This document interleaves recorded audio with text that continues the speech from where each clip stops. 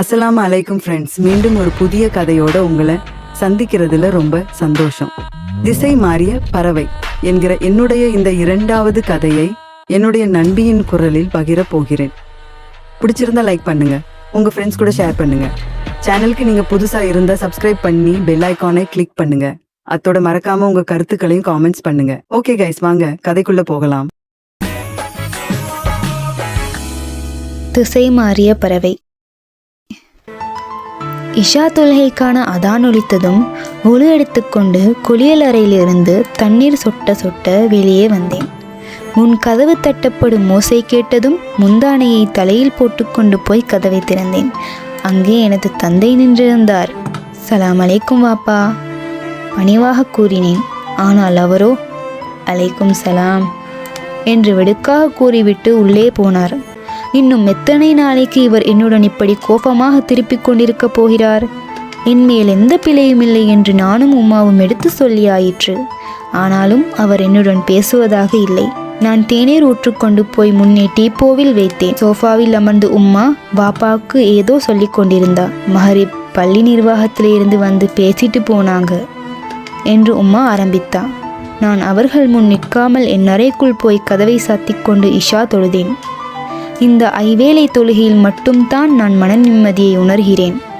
என் தாயை விட 70 மடங்கு என் மீது அன்பு கொண்டுள்ள எல்லாம் வல்ல இறைவன் ஒருவனிடம் என் மனக்கவலைகளை சொல்லி எழுதேன். அனைத்து வழிகளையும் முறையிட அவனை தவிர வேறு யாரும் எனக்கு இவ்வுலகில் சிறப்பானவராக தோன்றவில்லை. என் இறைவனிடம் எனது அண்ணன் சாய்மை பற்றியும் கூறினேன். உம்மாவின் செல்ல மகன், என்மேல் ஹரீம் ஹரீம் என்று உயிராயிருந்தவன், பாப்பாக்கு கட்டுப்பட்டு அவர் சொல்படி நடக்கின்ற சிறந்த ஒரு மகன். அவன் இப்போது எம்மோடு இல்லை. எங்கே இருக்கிறான், எப்படி இருக்கிறான், எதுவுமே எம்மால் அறிய முடியவில்லை. ஆங்காங்கே நடக்கும் ஒவ்வொரு பிரச்சனைகளும் எமது காதில் விழும்போது ஓரிரு வார்த்தைகளில் கவலையும் ஆச்சரியத்தையும் வெளியிட்டு விட்டு அதை மறந்து விடுகிறோம். ஆனால் அப்படியான பிரச்சனைகள் எமது வீடு வரை அல்ல, வீட்டுக்குள்ளேயே வந்தால் தான் புரிகிறது அதனுடைய வலியும் வேதனையும். செல்லம் காட்டி வளர்த்து அதிக நம்பிக்கையும் வைத்து கண்மூடித்தனமாக இருந்த உம்மா இப்போது நானாவை நினைத்து அழுது மண்ணை தின்கிறார். ஒரு பள்ளி தலைவராக இருக்கும் என் பாப்பாக்கு இப்போது வெளியில் தலை காட்ட முடியவில்லை. ஊரிலேயே ஒழுக்கத்திற்கு பெயர் போனது எமது குடும்பம். பள்ளித்தலைவர் ஜுனைத் என்றால் அறியாதவர் யாரும் இல்லை. மார்க்கப்பட்டுள்ள பாப்பா எம்மையும் அவ்வழியிலேயே கட்டுப்பாடுடன் வளர்த்தார். 20 வயதான சாயம் என்னுடன் ஒரு நானாவாக மட்டுமல்லாமல் ஒரு நண்பனாகவும் இருந்தான். எமக்குள் அப்படி ஒரு பிணைப்பு இருந்ததாலோ என்னவோ வாப்பா என் மேல் சந்தேகம் கொண்டு இன்னும் கோபமாக இருக்கிறார். என் நேரமும் அழுது விசம்பிக் கொண்டிருக்கும் உம்மாவை தேற்றி ஆறுதல் சொல்லி எனக்கு போதுமாகிவிட்டது. ஆனால் உம்மாவின் நிலையை பார்த்து நானாவின் மேல் எனக்கு கோபமும் தான். நானாவும் இப்படி செய்வான் என்று நாம் யாரும் சற்றும் எதிர்பார்க்கவில்லை. அவன் ஊரில் பள்ளி தலைவரின் மகன் சாயம் என்றுதான் பிரபல்யமாக இருந்தான். அதுவும் இந்த தலைமுறையில் போதைகளுக்கு அடிமையாக இருக்கும் இளைஞர் சமுதாயத்தில் சாயம் சேற்றில் முளைத்த செந்தாமரை தான். பாடசாலை காலங்களில் படிப்பிலும் விளையாட்டுப் போட்டிகளிலும் சிறந்து விளங்கி எல்லோரையும் அசத்தியவன் தான் இவன். இது போதாக்குறைக்கு வெளித்தோற்றத்தில் மாநிலத்துடன் கூடிய அவனது அழகில் எத்தனை பெண்கள் விழுந்தார்களோ. பாப்பா இல்லாத நேரத்தில் எமது ஹார்சல் கடையை சாயம்தான் பார்த்து கொள்வான். பாப்பா தான் ஒப்படைத்திருந்தார். இந்த நேரத்தில் தான் எமது வீட்டுக்கு 2 வீடு தாண்டி உள்ள அந்த சிறிய வீட்டுக்கு புதிதாக ஒரு குடும்பம் வந்து சேர்ந்தது. நடுத்தர வயதுள்ள உம்மாவும் மகளும் இன்னும் ஒரு சிறுவனும் மட்டும்தான். அவர்கள் இருந்த 5 மாதங்களும் எம்மோடு நன்றாக பழகினார்கள். அவங்களுடைய மகள் ஜைனபின் பாதி நேரம் எங்கள் வீட்டில் என்னுடனேயே கழிந்தது. அவள் தரம் 8இல் படிக்கிறாள். நாங்கள் இருவரும் சிறந்த தோழிகளாக பழகினோம். அந்த ஆண்டியும் என் நேரமும் இல்லாவிடினும் சில சமயம் எமது வீட்டுக்கு வந்து உம்மாவுடன் கதைத்து விட்டு போவார்கள். அவர்களது கணவன் வெளிநாட்டிலாம். மாமி தொல்லை தாங்க முடியாது, தனியாக வாழவென்று வந்து விட்டதாக சொன்னான். சமைத்த உணவு கறிகளை அடுத்த வீடுகளுக்கு பரிமாறிக்கொள்வது வழக்கம்தான். ஆனால் சாயம் பிரியாணி புரியன் என்று தெரிந்ததும் பல தடவை ஜைனப் உம்மா சமைத்ததாக சொல்லி பிரியாணி தட்டை கொண்டு வந்து நீட்டினாள். அப்போது நான் ஜைனபை தான் சந்தேகித்தேன். ஆனால் இப்போதான் எல்லாம் புரிகிறது. வாப்பா இவர்கள் வந்து போவதை அறிந்து ரொம்ப இடம் கொடுக்க வேணாம், ஆட்களை பார்த்தால் சரியா படலை என்று சொன்னார்தான். நாங்கள் தான் கேட்கவில்லை. நடக்க இருப்பதெல்லாம் முன்னதாகவே யார் அறிவாங்க? அறிந்தால் நானே அவர்களின் கழுத்தை பிடித்து வெளியே தள்ளியிருப்பேன். என் நானாவை கவனமாக பார்த்து கொண்டிருப்பேன். சாயும் ஜைனப் கூட பேசும். உம்மா கிட்ட பிரியாணி அருமையாக இருந்துச்சுன்னு சொல்லுங்க என்று எழுப்பான். உம்மாவின் சாக்கை போட்டு அவளிடமே பிரியாணியின் அருமையை சொல்றானாக்கும். அப்போது உள்ளுக்குள் சிரித்து கொண்டேன். ஆனால் அவன் உண்மையாகவே இல்லை இல்லை இன்னும் இருக்கிறது. சாயும் அவர்களை முதலாவதாக சந்தித்த சம்பவம். ஜைனப்பும் ஆண்டியும் எம்மோடு எமது வீட்டுக்குள் பேசிக்கொண்டிருந்தனர். சத்தமிட்டு சலாம் சொல்லிக்கொண்டு வீட்டினுள் நுழைந்த சாயும் எதேச்சையாக அவர்களை கண்டதும் மீண்டும் அவர்களுக்கென ஜைனப்பை ஓரக்கண்ணால் பார்த்தபடி சலாம் சொல்லிவிட்டு அமைதியாக போனான். ஏன் ஏன் அந்த பார்வை? அதுதான் காரணமோ? இதன் பின்னரும் இப்படியான சில நடவடிக்கைகளை கவனித்துவிட்டு நான் நானாவிடமே கேட்டேன். ஜைனப்பா என்று சிரிப்புடன் ஏளனமாய் கேட்டான். பிறகு, என்ன உளர்றாய் ஹரி? காதலும் இல்லை, ஒரு மண்ணங்கட்டியும் இல்லை, போய் வேலையை பார் என்று சிடுசிடுத்து விட்டு போனான்.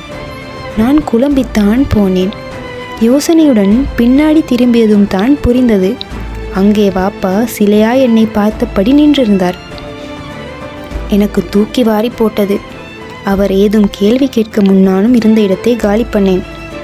இப்படி வாப்பா பின்னாடி இருப்பது தெரிந்துதான் சாயின் பெரிதாக காதல் மண்ணாங்கட்டி என்றானோ என நினைத்தேன். ஆனால் அதுவும் இல்லையே. அவன் அப்படி ஜைனப்பா என்று கேட்ட தோரணையே சரியில்லை. நான் அப்போதே கொஞ்சம் யோசித்திருக்க வேண்டும். ஆனால் எனக்கு என்ன தெரியும் இப்படி ஒரு விபரீதத்தில் போய் முடியும் என்று. அன்று மாலை பள்ளியில் அசர் தொழுதுவிட்டு வீட்டினுள் நுழைந்த நானாவிடமும்மா, சாயம் ஜைனப்பிள்ளட உம்மா வந்துட்டு போனாங்க, அவங்க வீட்டு தண்ணீர் பை புடைஞ்சிருச்சாம், போய் என்னன்னு பார்த்து சரி பண்ணிட்டு வாப்பா என்றா. சொன்னதுமே மறுப்பேதும் தெரிவிக்காமல் தலையாட்டி கொண்டு போக போனான். நான் தடுத்தேன். நானா, இந்த டீயை குடிச்சிட்டு போயேன், ஆறிட போகுது, மூடி வை ஹரியம், இப்ப வந்துடுவேன் என்றவன் ஜைனப் வீட்டுக்கு கிளம்பியே விட்டான். என்னால் பொறுக்க முடியவில்லை. சற்று நேரம் கழித்து நானும் ஜைனபின் வீடு பக்கம் முதல் தடவையாக போனேன். அங்கே வீட்டு முற்றத்தில் கதிரை போட்டமர்ந்து தேநீர் அருந்திய வண்ணம் சாயம் ஜைனபின் உம்மாவோடு சிரித்து பேசிக் கொண்டிருந்தான். வீட்டில் இருக்கும் நானா ஆண்டியோடு ஒரு வார்த்தை பேசியதில்லையே. ஆனால் இதை பார்த்தால் எத்தனையோ வருடங்களாய் பழகிய நண்பர்களை போலல்லவா இருக்கிறது. நானாவை பார்த்து எனக்கு கொஞ்சம் அதிசயம்தான். ஆனால் அந்த ஜைனப் எங்கே? அவள் கிளாஸ் போயிருக்க வேண்டும். ஆக நான் திருப்தியோடு வீட்டுக்கு திரும்பினேன். ஆனால் சாயம் வீடு திரும்பும் போது இரவு 7 மணி. அதுவரை அங்கே தான் இருந்தானா? எனக்கு சந்தேகம். நானாவின் சிறு சிறு மாற்றங்களை உம்மாவும் வாப்பாவும் கவனித்தார்களோ என்னவோ எனக்கு தெரியாது.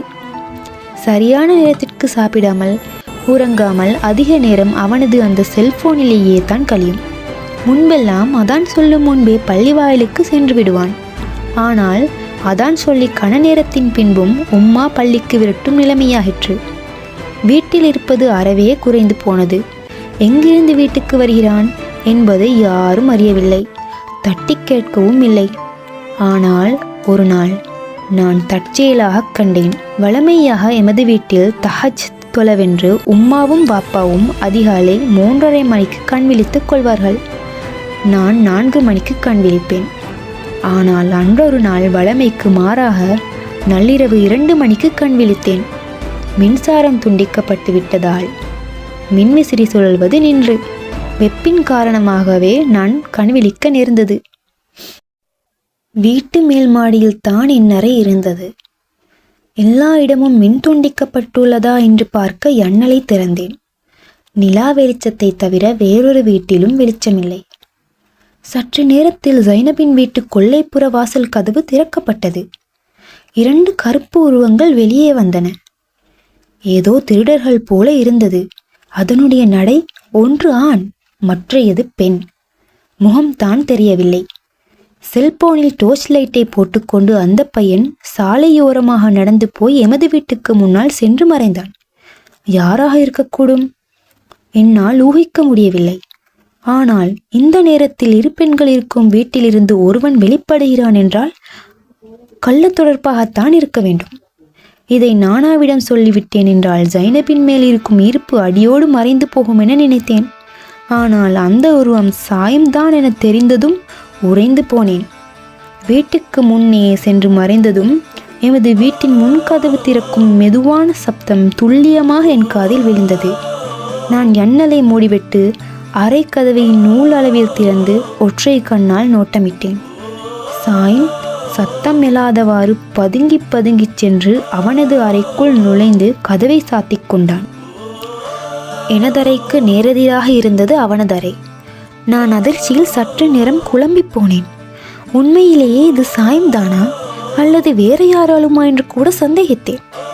அந்த சின்ன பெண்ணிடம் அப்படி என்னத்தை இவன் கண்டுவிட்டான்? ஜைனபின் உம்மாவிடம் சொல்வதா அல்லது எனது உம்மாவிடம் சொல்வதா அல்லது முதலில் அவனிடமே ஒழுங்காக கேட்டு விடுவோமா? என் மனம் எங்கோ போனது. நான் அடுத்த நாள் இரவு வரைக்கும் யாரிடமும் சொல்லாமல் பொறுமையாய் இருந்தேன். 10 மணியளவில் வீட்டில் எல்லோரும் உறங்க சென்று விட்டார்கள். நானும் போய் தூங்குவது போல நடித்து விழித்திருந்தேன். சரியான தருணம் வரும் வரை காத்திருந்தேன். நேரம் போனதே தவிர ஒரு அரவமும் இல்லை. இறுதியாக 12:30 மணியளவில் அவனின் அறை கதவு திறக்கும் சப்தம் கேட்டது. அடுத்த கணம் எனதரை கதவும் திறந்து மூடப்பட்டது. நான் உறங்கிவிட்டேனோ என்று பரீட்சிக்கிறானாக்கும். நேற்றும் இவ்வாறு தான் செய்திருப்பான் போல. முன்கதவை அவன் திறக்கும் போது சரையல் என்று எழுந்து போனேன். நான் ரகசியமாய் நானா என்று அழைத்தேன். கதவை திறக்கப் போனவன் திறக்காமல் திரும்பி அதிர்ந்து நின்றான். ஹரி, இந்த நேரத்தில் தூங்காமல் என்ன பண்றாய்? நீ இந்த நேரத்தில் எங்க நானா போறாய்? அவனுக்கு பதில் இல்லை. தட்டு தடுமாறியவன் பேசாமல் அவன் அறை பக்கம் விறுவிறு என்று போனான். நானும் விடாமல் பின்னால் போனேன். அவன் ஏதேதோ சொல்லி மழுப்ப முயன்றான். பிறகு நான் நேற்று கண்டதை விவரித்ததும் அடங்கிவிட்டான். காதலுமில்ல ஒரு மண்ணாங்கட்டியும் இல்லைன்னு பெருசா சொன்னீனானா? அதுவும் அந்த சின்ன பொண்ணுக்கிட்ட என்னத்தை கண்டாய்? ஐயோ ஹரீன், ஜைனப்பில்ல ஹரீன். ஜைனப்பில்லனா வேறு யார் நானா? அவங்க வீட்டில் ஜைனப்பையும் ஆண்டியும் தவிர வேறு யார் இருக்காங்க? ஆமா, ஜைனப்பின் உம்மாவைத்தான் ஹரீன்னா என்று இழுத்தான் அவன். எனக்கு என் காதுகளையே நம்ப முடியவில்லை. அதிர்ச்சியில் மலைத்து போய் நான் என்னை அறியாமல் சத்தமாய் ஏங்கிவிட்டேன். நான் இதை கொஞ்சம் கூட எதிர்பார்க்கவில்லை. சாயம் என்று சிறி என் வாயை பொத்தினான். கையை தட்டிவிட்டு நான் இப்போது சத்தமாக பேச ஆரம்பித்தேன். உனக்கு பைத்தியமா சாயம்? அவக்கு எத்தனை வயசு இருக்கும்? 40, 45? 2 பிள்ளைகளுக்கு உம்மா. ஆனா நீ, உனக்கு வெறும் 20 வயசு தான் ஆகுது. நினைவில் இருக்காது? அல்லாஹ் ஹரீன், தயவு பண்ணி கத்தாதே. இதற்குள் கழிவறையில் இருந்து வெளியே வந்த வாப்பா எங்கள் இருவரையும் கண்டார். 2 பேரும் இன்னும் தூங்காமல் என்ன பண்றீங்க? நாங்கள் இருவருமே அதிர்ந்து போனோம். என்னை விட நானாவின் நிலை பரிதாபமாக இருந்தது. அவனுக்கு முகமெல்லாம் வியர்த்து போட்டது. நாத்தழுதலுக்கு 2 உதடுகளும் நடுங்கியதை தவிர வார்த்தை எதுவும் வெளிவரவில்லை. இல்லவாப்பா, வாஷ்ரூம் போகணும், அதுதான் நானாவையும் எழுப்பினேன். நேற்று இந்த டைம்ல தான் கரண்ட் போச்சு இல்லையா? வாப்பா தலையாட்டி விட்டு போய் தூங்கினார். ஹரீம், இங்க பாரு ஹரீம், உன்னை கெஞ்சி கேட்கிறேன், தயவு பண்ணி உம்மா வாப்பா கிட்ட இதை சொல்லிடாதடி ப்ளீஸ். நான் உனக்கு தங்கச்சி தான். இருந்தாலும் ஒரு நானாவாக இருந்து கொண்டு என்னை இப்படியெல்லாம் பேச வச்சிட்டாய்.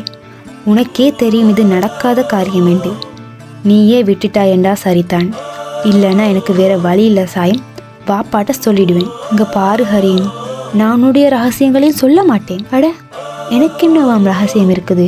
போயும் போயும் என்னிடமா அவன் இரகசியம் என்றான். அதுவரை என்னை அவனது தங்கையாக எப்படி எடை போட்டு வைத்திருந்தானோ எனக்கு தெரியாது. ஆனால் நான் அவனைப் போல் இப்படி கீழ்த்தரம் வாய்ந்த செயல் செய்பவள் அல்ல. எனக்கும் அல்லாஹுக்கும் தெரிந்த ஒரு விடயம், இதுவரைக்கும் 18 வயதாகியும் கண்டவர்கள் எல்லாம் மிதித்து போகும் பாதையில் சிதறி கிடக்கும் கல்லாக அல்லாமல் அழகாய் மிக பத்திரமாய் பூட்டி வைக்கப்பட்டிருக்கும் மாணிக்க கல்லாகவே இருக்கிறேன். ஏன், என் நானாவை போல் எனக்கும் என் மனக்கதவை யாருக்காக வேணும் திறந்து விட முடியாமலா? முடியும், ஆனால் எனக்கு அது தேவையில்லை. நான் பள்ளித் தலைவர் ஜுனைத்தின் மகள் அல்லவா? நான் இஸ்லாமிய பெண் அல்லவா? ஹிஜாப் அணியும் பெண் அல்லவா? ஒழுக்கம் உயிரினும் ஓம்பப்படும் அல்லவா?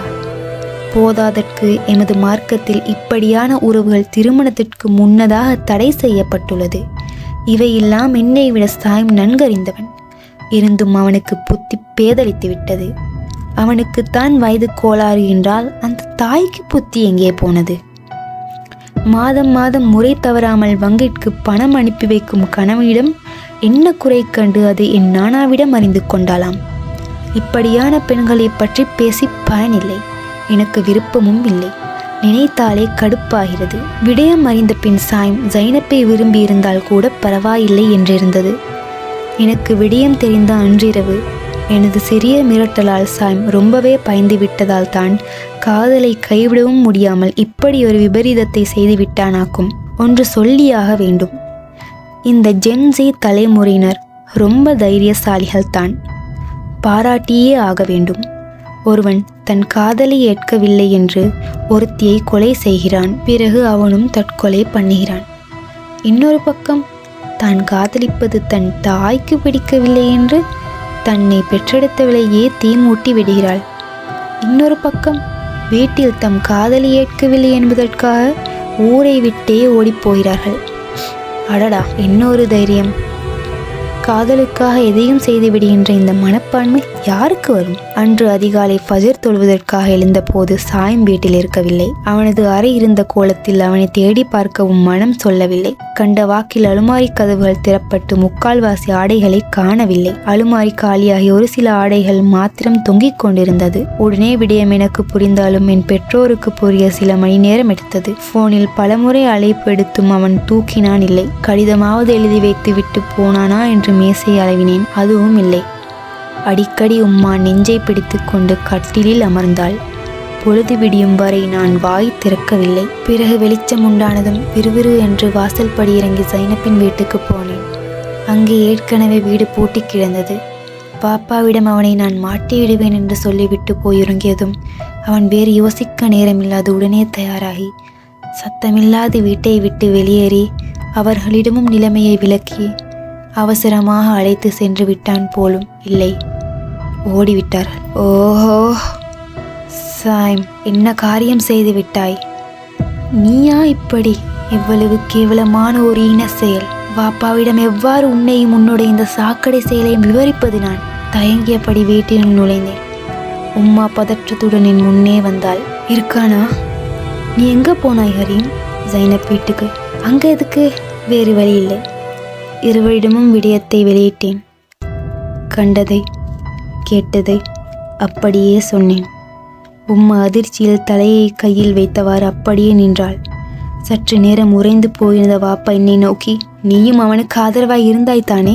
சொல்லு, முதல்ல உன்னதான் அறையணும் என கையோங்கினார். உம்மா நடுவில் வந்து நின்று மறைத்து கொண்டாள். அல்லாஹ் பாப்பா, வல்லாஹ் இது எதுக்கு நான் சம்மதம் இல்லை. பொத்து வாயில் பேசாதே.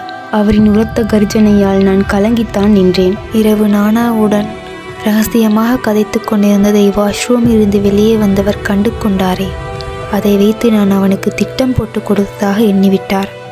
பிறகு இப்போது நடிக்கிறேனாம். கண் முன்னாடி நிற்க வேண்டாம் என வாப்பா என்னை விரட்டி விட்டார். உம்மாவும் மெல்லிய குரலில், போய் விடு ஹரீம் எனவும் தாங்க முடியாத வேதனையோடு அழுதவாறு மாடிப்படியேறி எனது அறையை நோக்கி நடந்தேன். அவமானத்தில் வாப்பா அவனை தேடவும் இல்லை, தகவல் அறிய விரும்பவும் இல்லை. ஆனாலும் விடயம் ஊரில் பரவத்தான் செய்தது. வாப்பா வீடு மாறி ஊரை விட்டு போவதற்கான ஏற்பாடுகளை மேற்கொள்கிறார். எனக்கு ஏனென்று தெரியவில்லை. எமது முஸ்லீம் சமூகத்தில் தான் நான் இவ்வாறான சம்பவங்களை கேள்விப்படுகிறேன். கர்ப்பம் காரணமாக 15 வயதில் திருமணம், வேற்றுமத துணை நாடுவது, அடுத்தவனின் துணை நாடுவது, அதிலும் என் நான செய்த வேலையை என்னவென்று சொல்ல இன்னமும் கூட என்னால் நம்ப முடியவில்லை. நான் ஒரு கிழமையாக பாடசாலை பக்கமும் போகவில்லை. வாப்பாவும் வெளியிறங்குவதில்லை. அவமானம் எங்களை பிடுங்கி தின்றது. நான் இந்த தலைமுறையை நன்றாக புரிந்து கொண்டேன். அதில் உண்மை காதலே இல்லை. காதல் எனும் பேரில் ஒருவருக்கொருவர் மாறி மாறி பந்தடிக்கிறார். ஆம்பளைக்கும் பொம்பளைக்கும் அவசரம். அது காதல் என்று சொல்றாங்க அனைவரும்.